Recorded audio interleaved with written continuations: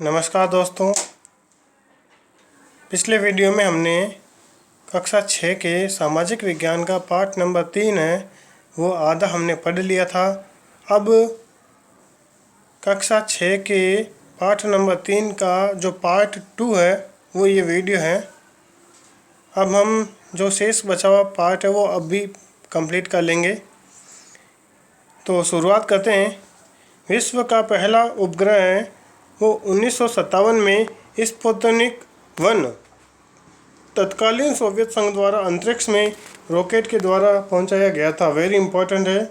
विश्व का पहला उपग्रह कब छोड़ा गया था? 1957 में। उसका नाम क्या था? Sputnik first. सोवियत संघ और अमेरिका के बीच तब अंतरिक्ष अनुसंधान को लेकर एक होड़ सी मच गई थी। सोवियत अंतरिक्ष कार्यक्रम के पहले जीवित प्राणी को स्पुतनिक 2 में भेजा गया था। स्पुतनिक 2 में सोवियत संघ रूस ने जीवित प्राणी को भेजा गया था। यह जीवित प्राणी लाइका नाम की एक कुतिया थी। कुतिया का नाम क्या है? लाइका। हालांकि यह परीक्षण पूरी तरह से सफल नहीं हो पाया। 4 साल बाद में 1961 में सोवियत संघ ने पहला मानव सफलतापूर्वक अंतरिक्ष में भेजा था। यूरी गागरिन, वेरी इंपॉर्टेंट है, अंडरलाइन कर लीजिए। यूरी गागरिन अंतरिक्ष यान वोस्तोक 1 में अंतरिक्ष की यात्रा करने वाले विश्व के पहले व्यक्ति बने थे। 1969 में अमेरिका ने दुनिया को तब चौंका दिया था जब उसने अपोलो 11 अंतरिक्ष यान से 3 यात्रियों को सफलता के साथ न सिर्फ अंतरिक्ष की सैर करवाई थी बल्कि 2 अंतरिक्ष यात्रियों को चंद्रमा की सतह पर भी उसने उतारा था। तो ये नाम है वो इम्पोर्टेंट है। एक तो है नील आर्मस्ट्रॉन्ग।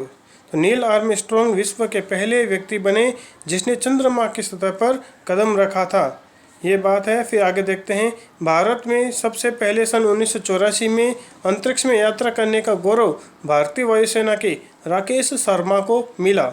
राकेश शर्मा ने सोयूज T11, ये इस अंतरिक्ष यान का नाम याद रखना है, वेरी इंपॉर्टेंट है। सोयूज T11 यान में 2 अन्य सोवियत अंतरिक्ष यात्रियों के साथ न सिर्फ अंतरिक्ष की सैर की थी बल्कि उन्होंने सोयूज 7 स्पेस स्टेशन में लगभग 8 दिन रहकर कई वैज्ञानिक परीक्षण भी उसने किए थे। इनका जन्म सन 1949 में पंजाब राज्य के पटियाला में हुआ था। कल्पना चावला का जन्म हरियाणा राज्य के करनाल में सन 1961 में हुआ था। तो कल्पना चावला का जन्म 1961 में हुआ था करनाल के अंदर। कल्पना चावला एक शोध वैज्ञानिक और प्रसिद्ध अंतरिक्ष यात्री भी थी और वे अंतरिक्ष में जाने वाली भारत में जन्मी पहली महिला एवं राकेश शर्मा के बाद दूसरी भारतीय थी। कोलंबिया अंतरिक्ष यान के वापस लौटते समय सन 2003 को हुई दुर्घटना में अपने 6 अन्य सहयोगी सदस्यों के साथ इनकी भी मृत्यु हो गई थी। इसके अतिरिक्त भारतीय मूल की अमेरिकी नागरिक सुनीता विलियम्स अंतरिक्ष में सर्वाधिक समय बिताने वाली पहली महिला है। अब बात करते हैं इसरो के बारे में। इसरो की फुल फॉर्म है भारतीय अंतरिक्ष अनुसंधान संगठन। इंग्लिश में कहते हैं इंडियन स्पेस रिसर्च ऑर्गेनाइजेशन। तो हमारे देश के प्रसिद्ध वैज्ञानिक डॉक्टर जहांगीर भाभा के नेतृत्व में सन 1962 में परमाणु ऊर्जा विभाग ने अंतरिक्ष अनुसंधान के लिए भारतीय अंतरिक्ष अनुसंधान संगठन का गठन किया था। तो किसके नेतृत्व में किया था? डॉक्टर होमी जहांगीर भाभा के नेतृत्व में। और कब किया गया था? 1962 में किया गया था। वेरी इंपॉर्टेंट है, इसको अंडरलाइन कर लीजिए आप। तब से लेकर अब तक भारत ने अंतरिक्ष विज्ञान में महत्वपूर्ण प्रगति की है। भारतीय अंतरिक्ष कार्यक्रम को गति देने का श्रेय विक्रम साराभाई को है। विक्रम साराभाई ने इस अंतरिक्ष कार्यक्रम को गति दी थी। विभिन्न उद्योगों के लिए भारत के वैज्ञानिकों ने कई कृत्रिम उपग्रह पृथ्वी की कक्षा में भी स्थापित किए हैं। प्रथम भारतीय कृत्रिम उपग्रह का नाम आर्यभट्ट था, जिसे अप्रैल 1975 में पूर्व सोवियत संघ के बेकानूर अंतरिक्ष केंद्र से प्रक्षेपित किया गया था। वेरी इंपॉर्टेंट है। आर्यभट्ट का परीक्षण कब हुआ था? अप्रैल 1975 में हुआ था। और कहाँ से हुआ था? सोवियत संघ के बेकानूर अंतरिक्ष स्टेशन से हुआ था। इसके साथ ही भारत ऐसा करने वाला विश्व का 6ठा देश बन गया। इसका प्रमुख कार्य पृथ्वी के वायुमंडल का अध्ययन करना था और सन 1975 से अब तक भारत कई उपग्रह अंतरिक्ष में भेज चुका है।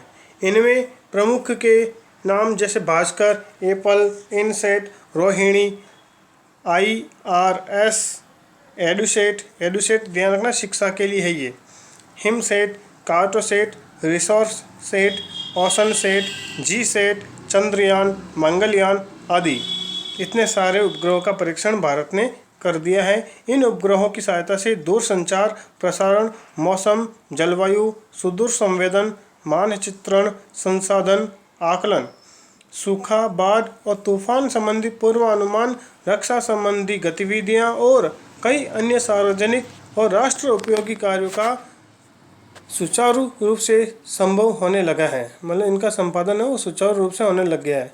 अब मंगल अभियान की बात कर लेते हैं। मंगल ग्रह के बारे में जानकारी हासिल करने के लिए भारत ने मंगलयान नामक एक अंतरिक्ष यान नवंबर 2013 को आंध्र प्रदेश के श्रीहरिकोटा में स्थित सतीश धवन अंतरिक्ष केंद्र से प्रक्षेपित किया था, जिसने लगभग 11 महीने की यात्रा करके सितंबर 2014 में मंगल की कक्षा में सफलतापूर्वक प्रवेश कर लिया। पहले प्रयास में यह उपलब्धि हासिल करने वाला भारत विश्व का एकमात्र देश है जिसने पहले ही प्रयास में सफलता हासिल कर ली थी। इसी प्रकार चंद्रमा का अध्ययन करने के लिए अक्टूबर 2008 में चंद्रयान नामक एक अंतरिक्ष यान को भी प्रक्षेपित किया गया था। अब पहली जो अंतरिक्ष वेधशाला है उसके बारे में अध्ययन कर लेते हैं। तो मंगलयान की सफलता के बाद अब उन देशों की सूची में भी शामिल हो गया है। भारत अब उन देशों की सूची में भी शामिल हो गया है जिनकी अंतरिक्ष वेधशाला है। मंगलयान की सफलता के बाद में भारत का नाम उन देशों के में गिना जाने लग गया जिनकी अंतरिक्ष में वेधशाला बनी हुई है। तो इसरो द्वारा श्रीहरिकोटा आंध्र प्रदेश के अंदर है। आंध्र प्रदेश के श्रीहरिकोटा से अक्टूबर 2015 इम्पोर्टेंट है, ध्यान रख लेना। अक्टूबर 2015 में देश की पहली अंतरिक्ष वेधशाला नाम एस्ट्रोसेट है। भारत की पहली अंतरिक्ष वेधशाला का नाम क्या है? एस्ट्रोसेट। इसको प्रक्षेपित किया गया है। इससे ब्रह्मांड का अध्ययन करने में मदद मिलेगी। ब्रह्मांड कैसा है, क्या है, उसकी उत्पत्ति कैसे हुई थी और अनेक जानकारियाँ हैं वो इसके द्वारा प्राप्त की जाएगी। तो भारत से पहले अमेरिका, रूस, जापान और यूरोपीय संघ ने भी अंतरिक्ष में अपनी वेधशालाएँ स्थापित की हैं। इस प्रकार हमने ये चैप्टर कंप्लीट कर लिया है। सामाजिक विज्ञान का तीसरा लेसन है।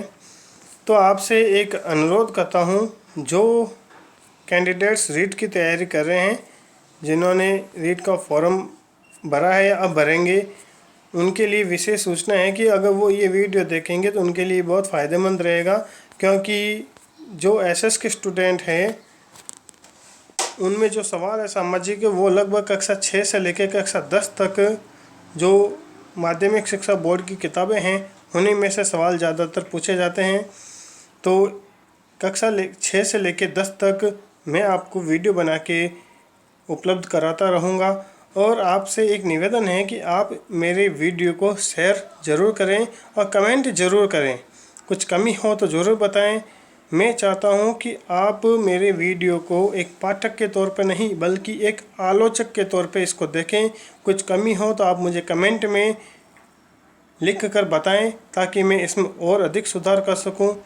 और आपकी तरफ से अगर कोई चीज़ शामिल करना है तो आप मुझे बता दीजिए।